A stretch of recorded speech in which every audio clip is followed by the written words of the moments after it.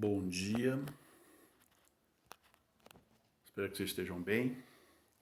Segunda-feira, estamos aqui na aula 38, página 314. Veja que começamos aqui então a história do Brasil, até a aula passada, história geral, né? E página 5 do livro 4 nosso. Pode acompanhar tanto por esse esquema como pela aula, porque o capítulo aqui, gente, desta aula é uma folha. Então, praticamente aí 2 páginas, né? Então, dá para trabalhar como achar melhor. Crise da Primeira República, e o destaque dessa primeira aula é sobre a industrialização. Então, o que nós temos aqui para destacar? Tanto aqui no primeiro parágrafo, primeiro item nosso, como nesse primeira coluna aqui da esquerda, vai falar sobre o declínio da oligarquia. Então veja, nós tínhamos, aqui nós chamamos lá de política do café com leite. A política do café com leite, que é aquele predomínio de São Paulo e Minas na presidência da República, aquela hegemonia do poder na mão desses 2 estados, das oligarquias desses 2 estados, produtores sobretudo de café, né? Não foi tão amena e tranquila como se pensa, né? Nós já vimos lá no texto anterior sobre o Brasil aquele rompimento, né? Aquela disputa que acabou tendo entre o Hermes da Fonseca e o baiano Rui Barbosa, campanha civilista, né? No qual o Rui Barbosa perdeu e tal, mas entrou um gaúcho. Então nós tínhamos aqui algumas oposições que vão levar a esse declínio. Primeiro, uma oposição interna mesmo. Como ela é interna, vamos chamar que havia aqui na oligarquia uma dissidência. Tá bom? Que grupo, que é isso, né? Quer dizer, então, pensando em São Paulo e Minas, dissidências são aquelas oligarquias, aqueles fazendeiros que são fora do poder. Apesar de serem fazendeiros, também serem ricos, só que eles não são produtores de café. Então, eles estão ali querendo mais poder, mas tem muita dificuldade. Então, eles vão ser uma espécie de oposição. Nós sabemos como é que se combatia essa oposição. Os votos eram fraudados, tal, comissão verificadora de votos, degola, lembra? Pois é. Mas também tem uma outra oligarquia, que é aquela que não é São Paulo e Minas, né? Então, aqueles outros estados. É Bahia, Paraíba, Rio Grande do Sul, que também querem, são fazendeiros também, e querem parte desse poder. Então nós temos aí uma oposição, que são essas dissidências. E depois uma outra oposição vai aparecendo a partir do crescimento das cidades.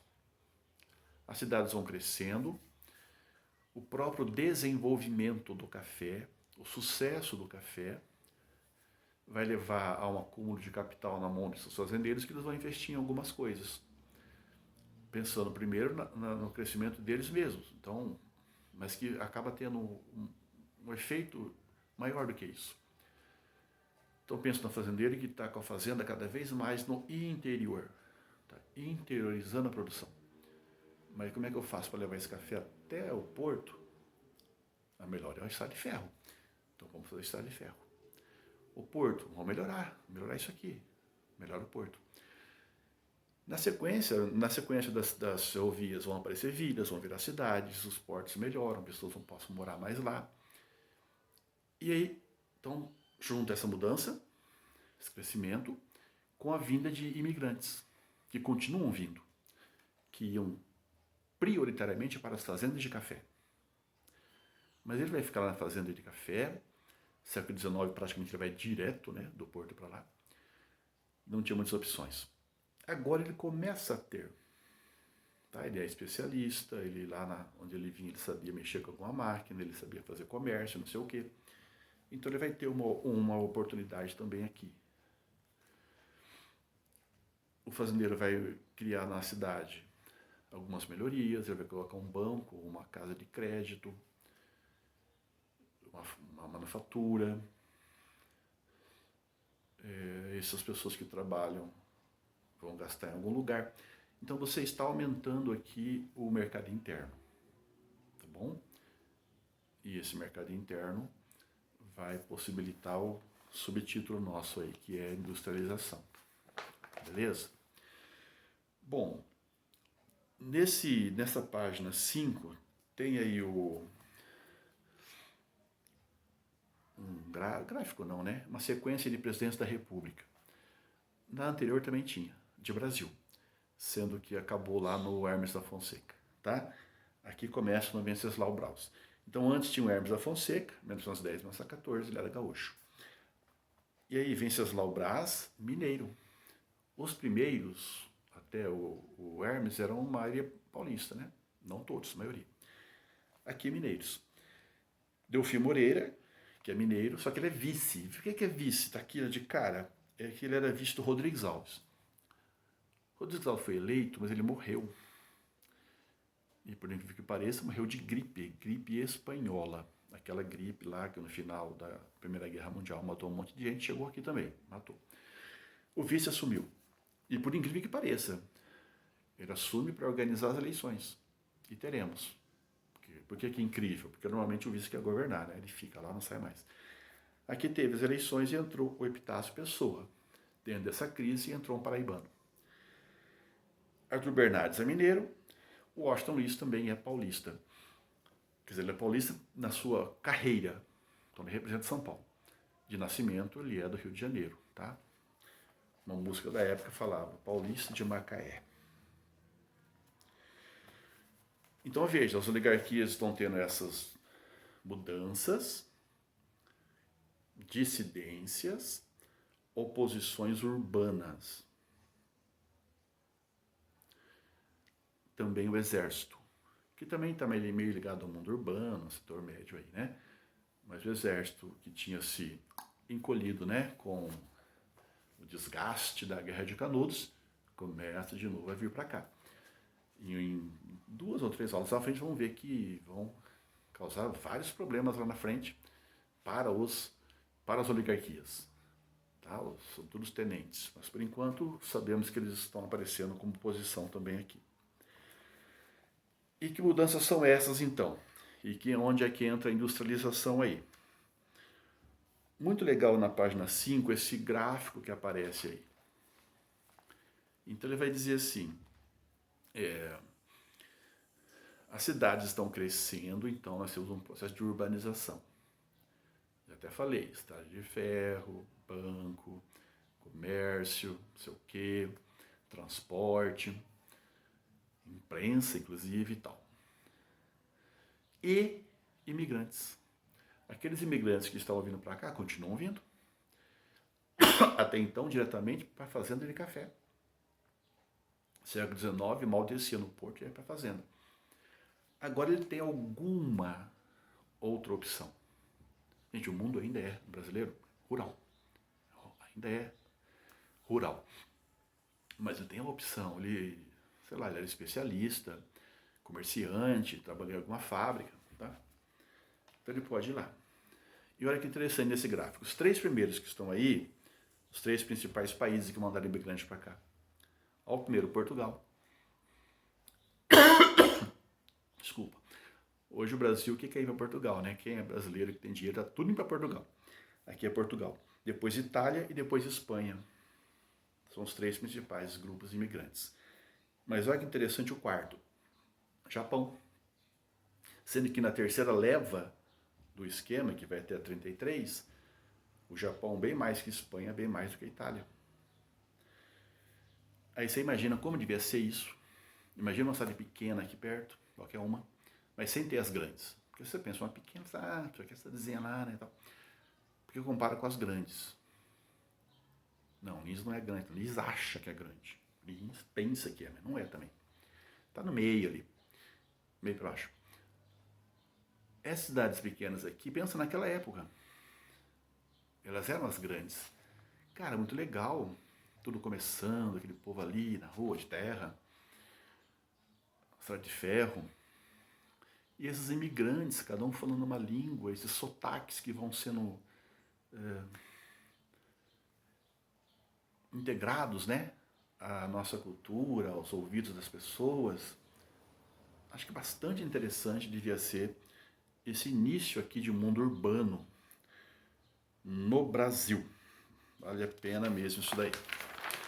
Na sequência, veja, essa aula aqui ela tem uma página, não minto, uma folha, mas é uma aula. Então vamos ver o que falta incrementar aqui. Na sequência ele vai dizer então da indústria. Então como é que é esse negócio de indústria? Bom, primeiro, esse fazendeiro que tem dinheiro, capital, vai investir. Já falei no quê? Tá? Nessa modernização que ele vai provocando aí, possibilita também um aumento no mercado interno. Aumentando o mercado interno, é possível você ter fábricas ou manufaturas, né, pequenas fábricas. E vai investir aí também. Então, ó, urbanização, indústria. E imigrantes chegando. Todo mundo ali. Para ajudar acontece o quê? Primeira Guerra Mundial. Então vamos falar aqui do governo Venceslau Braz. Na Primeira Guerra Mundial, os países que estão envolvidos na guerra, os europeus, os Estados Unidos, eles vão produzir para isso, para dar conta do que está acontecendo no conflito. E aí não vão nos exportar. Aquilo que nós importávamos não tem da onde. Então nós vamos fazer isso. Alguém vai chamar isso aqui de surto industrial. E porque ninguém planejou aqui, né, exatamente essa guerra. Também é chamado isso aqui de política industrialista, né, de substituição da importação. Então é a industrialização por substituição de importações. Simplesmente você vai produzir aqui aquilo que você importava. Claro, aquilo que você consegue. Então, o predomínio aqui serão dentro da indústria de têxtil e alimentícia. E vai acabar dando certo. Alguém vai dizer assim, então nós aproveitamos uma brecha internacional, uma ocasião, e usamos a capital que existia aqui por conta da produção do café. E tivemos as fábricas. Com ela vem os operários, que vão aparecer na próxima aula, os burgueses, que vão aparecer na próxima aula. Então, essa parte social é na outra aula. Mas, já entendo aqui, esses comerciantes, esse povo urbano que está aqui, esses burgueses, industriais, poucos, mas estão aqui, já é um outro projeto econômico. Não só o agrário, não só o do café. Então é uma oposição que vai se somar àquilo que já estava acontecendo. Crise oligárquica e tal. E a partir daí temos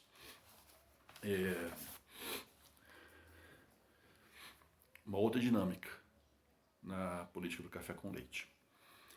Bom, é só isso que aparece aqui.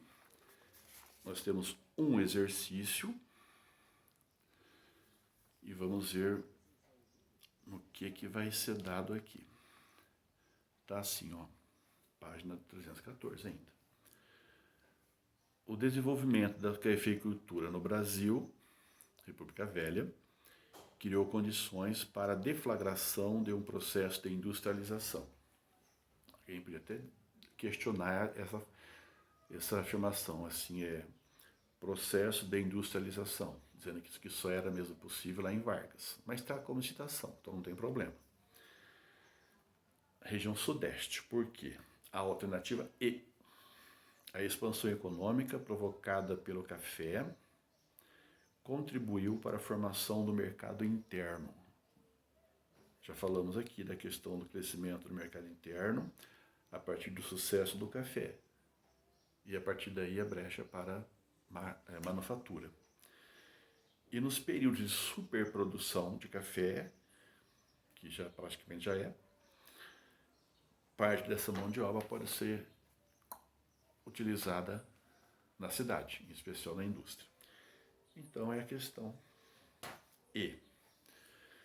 É isso. Na sexta-feira vocês devem ter o simulado. Se eu tiver em mãos, na quinta faremos uma revisão. Se não tiver, boa sorte.